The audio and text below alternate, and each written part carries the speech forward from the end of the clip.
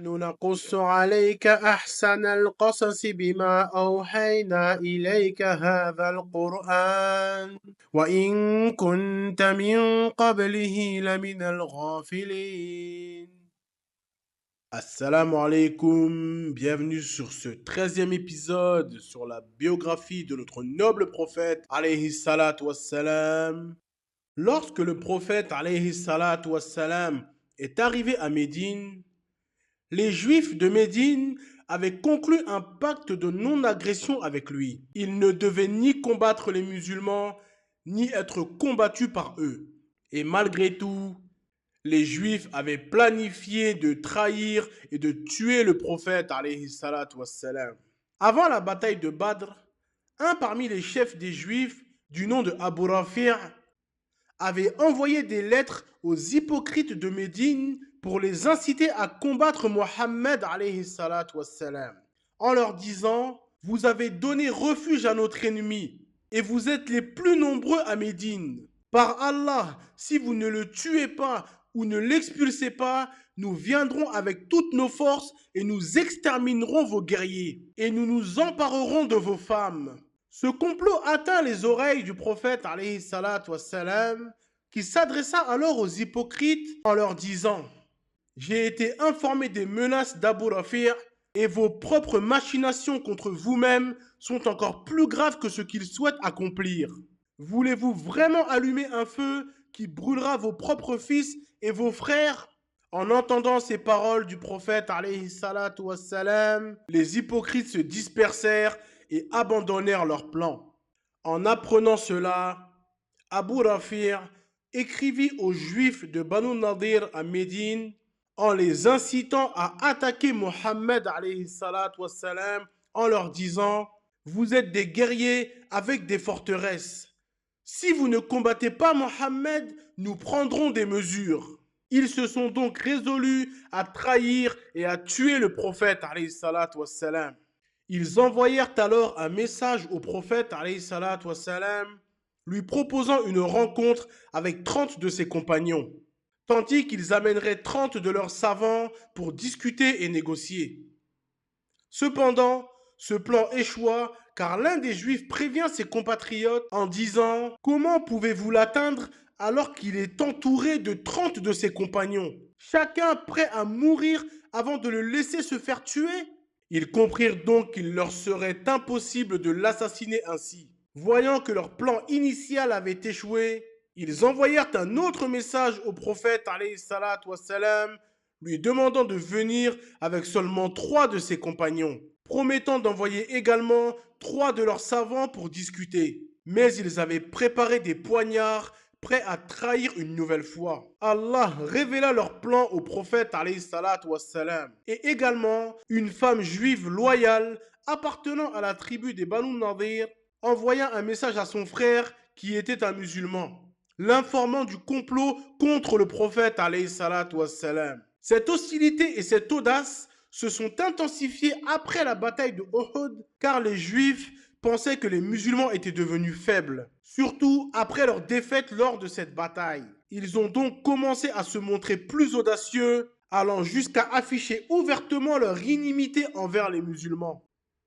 Après que le prophète alayhi salatu wassalam ait envoyé ses 10 compagnons qui ont été pris au piège lors de leur expédition, un homme nommé Abu Bara, connu pour son habileté à la lance, vint voir le prophète alayhi salatu wassalam et le prophète alayhi salatu wassalam l'invita à embrasser l'islam. Bien qu'il ait été impressionné par les paroles du prophète alayhi salatu wassalam, il ne se convertit pas à l'islam, tout en n'exprimant aucune hostilité ouverte envers l'islam et les musulmans. Il émit néanmoins l'espoir que les gens du Najd répondraient favorablement à l'appel de l'islam. Il demanda cependant au prophète alayhi salatu wassalam d'envoyer quelques-uns de ses compagnons pour enseigner le Coran et la religion à son peuple. Le prophète alayhi salatu wassalam, hésitant, craignant pour la sécurité de ses compagnons, car la région du Najd était connue pour être hostile envers les musulmans. Abu Bara insista en disant « Je leur garantis la sécurité ». Le prophète alayhi salatu wassalam envoya alors un groupe de 70 hommes parmi ses meilleurs compagnons, des hommes vertueux et pieux qui excellaient dans l'apprentissage et l'enseignement. Ils étaient des hommes qui consacraient leur nuit à la récitation et à l'étude du Coran et leur journée à travailler pour subvenir aux besoins des pauvres qui étaient appelés Ahl Suffa, qui vivaient dans la mosquée du prophète alayhi salatu wassalam. Lorsqu'ils arrivèrent à un endroit nommé Bir Ma'ouna, un parmi les compagnons du nom de Haram ibn Milhan se porta volontaire pour rencontrer les habitants de la région et leur expliquer qu'ils avaient été envoyés par le prophète alayhi salatu wassalam pour leur enseigner l'islam. Il s'avança pour délivrer ce message de paix, espérant qu'il recevrait l'enseignement du prophète alayhi salatu wassalam. Alors que Haram leur parlait, un homme s'approcha de lui par derrière et le poignarda avec une lance. À ce moment-là, Haram, sentant la lame traverser son corps, prononça d'une voix forte « Allahu Akbar ! Par le Seigneur de la Kaaba, j'ai réussi !» Après avoir tué Haram, les Bédouins encerclèrent les 70 compagnons restants et les massacrèrent tous. Parmi les compagnons tués, certains avaient crié en mourant « Ô Allah, transmets notre message à notre prophète, que nous t'avons rencontré et que tu es satisfait de nous. » Cette parole a fait partie du Coran avant d'être abrogée par la suite. Un homme parmi les Bédouins demanda « Qui est celui-ci » en désignant un des compagnons tués. On lui répondit « C'est Amir ibn Fuhayra ». Il lui répondit qu'il avait vu, après sa mort, le corps de Amir être soulevé entre le ciel et la terre, puis être déposé à l'endroit où il a été retrouvé.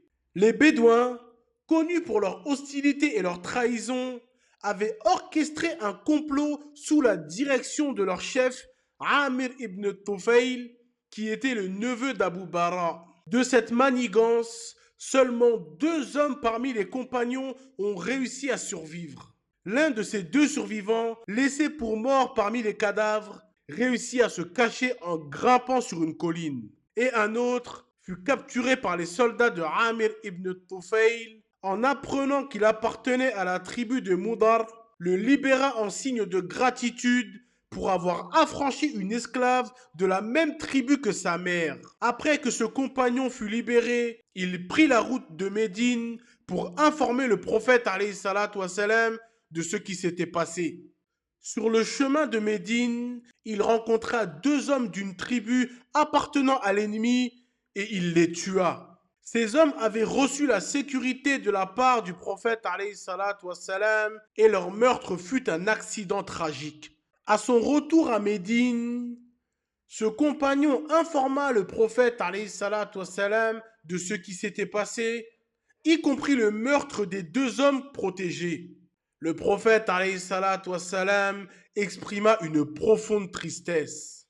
Il est rapporté que le prophète alayhi salatu wassalam n'a jamais été aussi attristé que lors du massacre des compagnons envoyés lors de cette expédition et lors de l'expédition précédente où ses 10 compagnons ont été encerclés et pris au piège. Il invoqua Allah contre ces meurtriers pendant 30 jours lors de la prière de l'aube, jusqu'à ce qu'Allah révéla la parole suivante au sujet des martyrs. Informez notre peuple que nous avons rencontré notre Seigneur et il est satisfait de nous et nous sommes satisfaits de lui. Le prophète alayhi salatu wassalam cessa alors ses invocations contre eux. Malgré tout, le prophète alayhi salatu wassalam, soucieux de respecter les accords et les traités, décida de collecter le prix du sang pour les 2 hommes tués par erreur.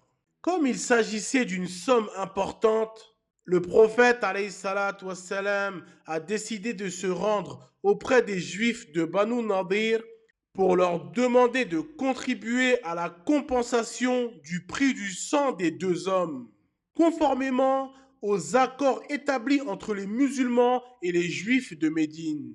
Lorsque le prophète alayhi salatu wassalam arriva chez les Banu Nadir, il s'assit avec eux et leur parla de la raison de sa visite. Ils lui dirent « Reste ici, ô Abul Qasim ». et nous allons nous concerter pour répondre à ta demande. Le prophète alayhi salatu wassalam s'assit à l'ombre d'un mur, attendant qu'ils prennent leur décision. Pendant ce temps, les notables de Banu Nadir se sont dit entre eux: nous devrions nous débarrasser de cet homme en jetant une grosse pierre sur lui depuis le toit, pendant qu'il est assis en bas. Cependant, Allah révéla au prophète alayhi salatu wassalam leur intention et lui ordonna de se lever. Et le verset suivant fut révélé à propos de cet événement. Ô vous qui avez cru, souvenez-vous du bienfait d'Allah sur vous quand un groupe d'ennemis avait projeté de porter les mains sur vous, mais il a repoussé leur attaque. Selon la traduction des sens, Suratul Maïda, verset 11. Le prophète alayhi salatu wassalam se leva sans précipitation et quitta les lieux comme s'il allait satisfaire un besoin. Et il retourna directement à Médine. Certains de ses compagnons qui étaient avec lui à ce moment-là, comme Abu Bakr, Omar et Ali, lorsqu'ils virent le prophète alayhi salatu wassalam partir soudainement, ils furent surpris et se demandèrent pourquoi il quittait les lieux de cette manière sans leur expliquer ce qui s'était passé. Les Juifs, de leur côté, comprirent que le prophète alayhi salatu wassalam avait appris leur complot et qu'il avait été averti par Allah de leur intention de le tuer. Une fois rentré à Médine, le prophète alayhi salatu wassalam prépara une armée de 350 combattants pour combattre les Juifs en réponse à ce qu'ils avaient tenté de faire.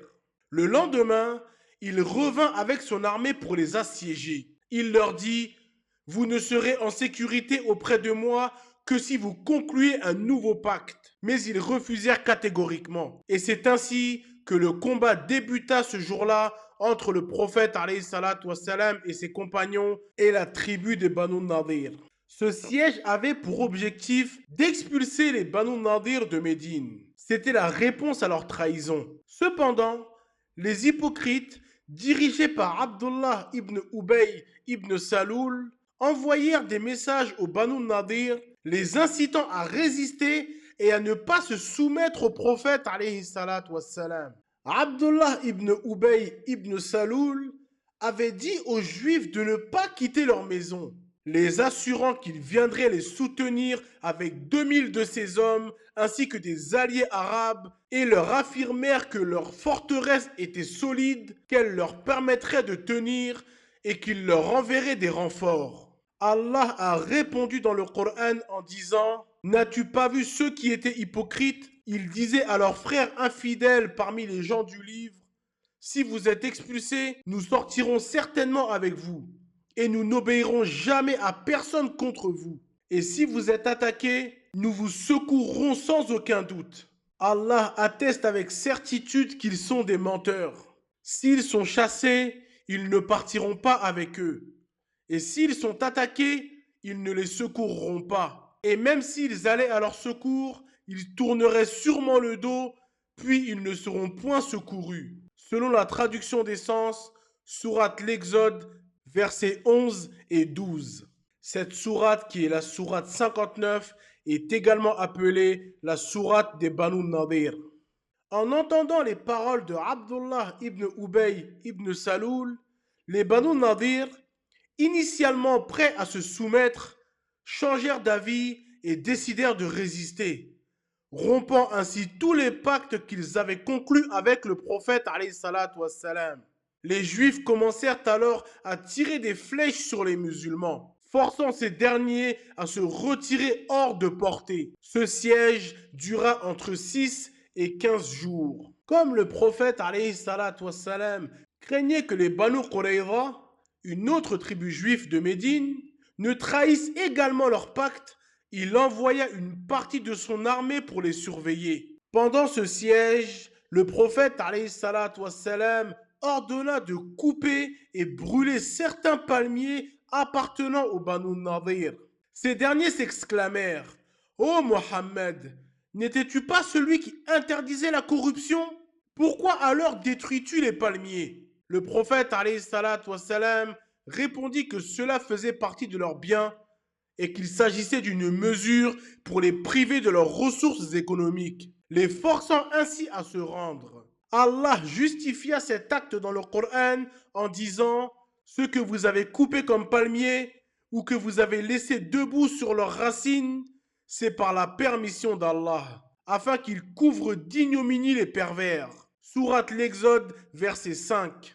Les hypocrites tels que Abdullah ibn Ubay ibn Saloul tentèrent de persuader les Banu Nadir de tenir bon en leur promettant une aide qui ne viendrait jamais. Malgré leur résistance initiale, Allah insuffla la terreur dans leur cœur. Après cela, les Banu Nadir, voyant qu'ils ne pouvaient plus tenir face au prophète alayhi salatu wassalam, acceptèrent de quitter Médine à condition que leur vie soit épargnée et qu'ils puissent emporter ce que leurs chameaux pouvaient transporter. Le prophète alayhi salatu wassalam accepta ces conditions, mais ils devaient quitter la ville sans leurs armes. Les Banu Nadir commencèrent alors à démanteler leurs maisons, emportant tout ce qu'ils pouvaient, y compris les portes et les fenêtres. Certains transportaient même leurs meubles sur le dos de leurs chameaux.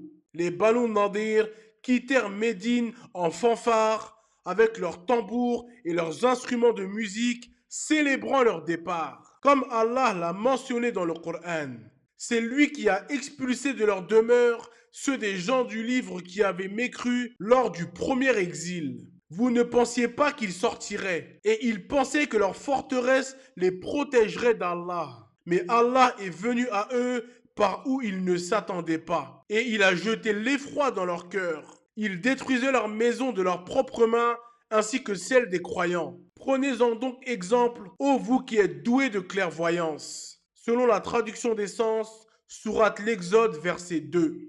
Les Banu Nadir partirent principalement pour Khaybar, tandis que d'autres se dirigèrent vers la Syrie. Le prophète alayhi salatu wassalam répartit ensuite les terres et les biens confisqués. Il en garda une partie pour subvenir aux besoins de sa famille pendant 1 an et le reste fut utilisé pour les biens publics avant d'être distribué parmi les musulmans. Peu de temps après cet incident, le prophète alayhi salatu wassalam se prépara à sortir de Médine en direction de Badr. Car après la bataille de Uhud, Abu Sufyan avait promis au prophète alayhi salatu wassalam et aux compagnons qu'ils se rencontreraient à nouveau pour un autre combat 1 an plus tard à Badr. Le prophète alayhi salatu wassalam a laissé Abdullah ibn Ubay ibn Saloul, qui était le fils du chef des hypocrites, Abdullah ibn Ubay ibn Saloul, à la tête de Médine pendant son absence. Car contrairement à son père, Abdullah était un croyant sincère. Le prophète alayhi salatu wassalam se dirigea donc vers Badr pour respecter l'engagement pris par Abu Sufyan. Abu Sufyan sortit également de la Mecque avec son armée et se dirigea vers Badr. Toutefois, alors qu'il était en chemin, il changea d'avis. Il jugea que la sécheresse de l'année ne serait pas propice à une guerre et qu'il valait mieux retourner à la Mecque. Il dit à son armée: Ô gens de Quraysh, cette année est une année de disette. Vous ne trouverez pas suffisamment de verdure pour nourrir vos bêtes, ni de lait à boire. Retournons cette année et nous reviendrons l'année prochaine. Ainsi, il fit demi-tour et rentra à la Mecque. Le prophète alayhi salatu wassalam, quant à lui, continua de séjourner à Badr pendant 8 jours, attendant que Abu Sufyan tienne sa promesse. Mais lorsqu'il apprit qu'Abu Sufyan avait fait demi-tour, il retourna à Médine. Un compagnon composa des vers de poésie pour se moquer de la lâcheté d'Abu Sufyan en disant: Abu Sufyan nous a promis de venir à Badr, mais nous n'avons vu de lui aucune loyauté. Je jure que si vous étiez venus, vous auriez trouvé la défaite, la honte et la perte de vos alliés. Nous avons laissé Abu Jahl gisant sur le sol et nous avons fait de même avec Utba et Shayba. Vous avez désobéi au messager d'Allah, honte à votre religion et à votre erreur fatale. Si quelqu'un me blâme pour mon soutien au messager, sache qu'il est pour moi la lumière qui me guide dans l'obscurité.